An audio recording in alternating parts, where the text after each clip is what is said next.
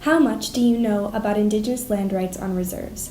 There is a common myth that Indigenous people have complete control of land use on reserves. This isn't true. But why? Well, it all comes back to a document first established in 1876.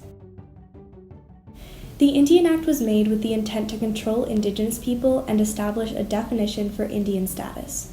This act has been revised many times since 1876, but it is still in effect today.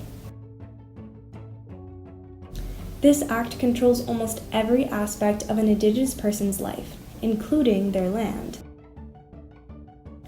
As it stands, the Indian Act permits every Indigenous person with status with the right to live on reserve. However, reserve land does not belong to said Indigenous person or peoples. Instead, this land is, as quoted from the Indian Act, held by Her Majesty for the use of benefit of the respective bands for which they are set apart, and subject to this Act, and to the terms of any tyranny or surrender, the Governor and Council may determine whether any purpose for which lands in a reserve are used or are to be used is for the use and benefit of the band.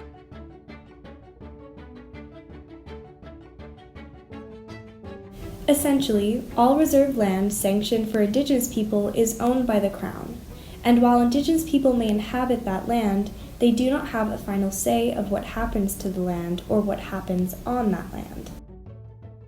The Indian Act enforces the fact that status Indians do not own property on reserves.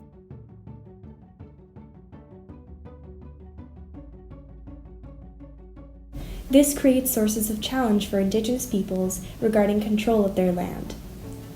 It is very difficult for a status Indian to borrow funds to build a house on reserve. They face more challenges qualifying for mortgages and loans in regards to housing than their non-reserve inhabiting counterparts. It makes it very hard to start businesses on reserve land.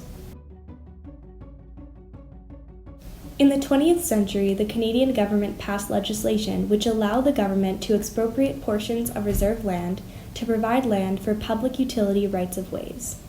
This includes railways, transmission lines, and highways. This action is often done without the consent of the nation and without compensation, and has historically resulted in the destruction of many reserves. Additionally, in many cases, the province or crown further retains subsoil rights on the reserve, which means band members do not own the minerals found there. The Minister of Indigenous and Northern Affairs Canada may issue a certificate of possession to a status Indian for a portion of reserve land, but underlying title to the land remains vested with the Crown. Okay, so let's get this straight.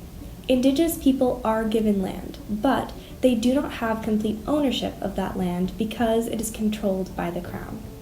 And with this fact established, I declare this myth to be busted.